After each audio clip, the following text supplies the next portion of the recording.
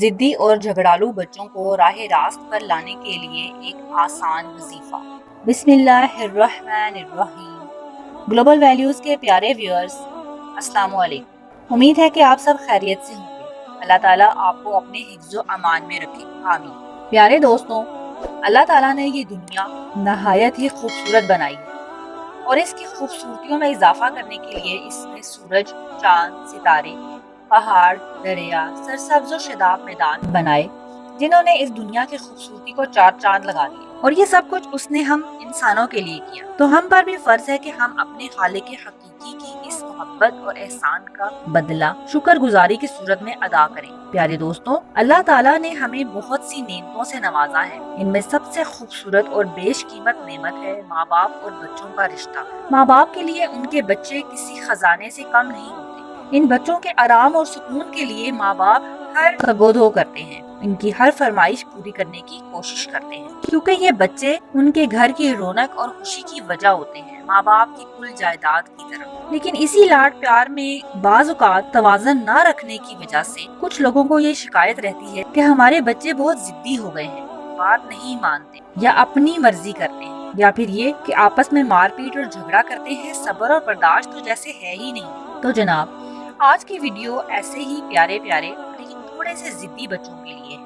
یہ عمل جو میں آج آپ کو بتانے والی ہوں، یہ بہت ہی آسان عمل ہے، چھوٹا سا وظیفہ ہے، اور اس کی خاصیت بھی یہ ہے کہ اگر اسے پوری یکسوئی سے مکمل کیا جائے، پوری توجہ سے اس عمل کو کیا جائے، تو عموماً ایک ہی مرتبہ کرنا کافی رہتا ہے، دوسری مرتبہ اس عمل کو کرنے کی نوبت نہیں آتی۔ یہ وظیفہ سورہ طارق کی 2 آیات نمبر 15 اور 16 کا ہے، جن کو پڑھنے کا طریقہ آپ اس ویڈیو کے آخر میں جانیں گے۔ عمل یہ ہے کہ رات کو عشاء کی نماز کے بعد جب بچہ سو جائے، آپ نے باوضو حالت میں بچے کے سر کی طرف بیٹھنا ہے اور اول و آخر 11 مرتبہ درود ابراہیمی پڑھنے کے بعد 100 مرتبہ ان آیات کا ورد کرنا ہے اور بچے پر دم کرنا ہے۔ یہ وظیفہ آپ نے 41 دن کرنا ہے۔ یہ وظیفہ بالکل بھی مشکل نہیں ہے، زیادہ سے زیادہ 10 سے 15 منٹ میں آپ فارغ ہو جاتے ہیں، لیکن اس وظیفے کو کرنے میں کچھ پابندیاں، کچھ شرائط لاگو ہوتی ہیں۔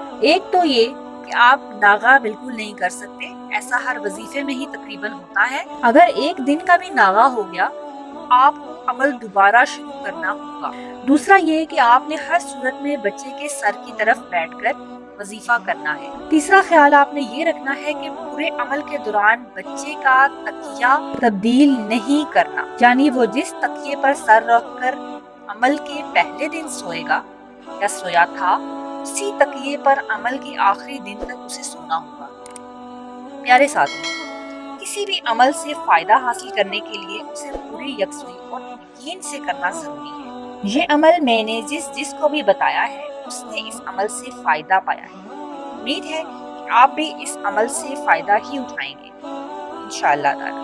اس عمل میں آپ نے اول و آخر 11 مرتبہ درود ابراہیمی پڑھنا ہے اور دونوں آیات کو بغیر وقف کیے یوں پڑھنا ہے۔ تلاوت سماعت فرمائیں۔ بسم اللہ الرحمن الرحیم۔ اللہم صلی علی محمد وعلی آل محمد کما صلیت علی ابراہیم وعلی آل ابراہیم انک حمید مجید۔ اللہم بارک علی محمد وعلی آل محمد کما بارکت علی ابراہیم وعلی آل ابراہیم انک حمید مجید۔ بسم اللہ الرحمن الرحیم۔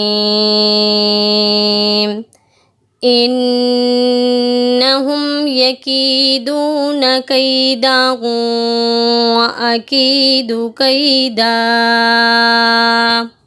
انہم یکیدون کیدا واکید کیدا۔ إنهم يكيدون كيدا وأكيد كيدا.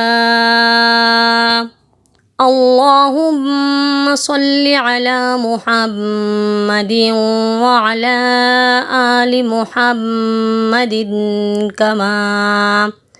كما صليت على إبراهيم وعلى آل إبراهيم إنك حميد مجيد. اللهم بارك على محمد وعلى آل محمد كما باركت على إبراهيم وعلى آل إبراهيم إنك حميد مجيد.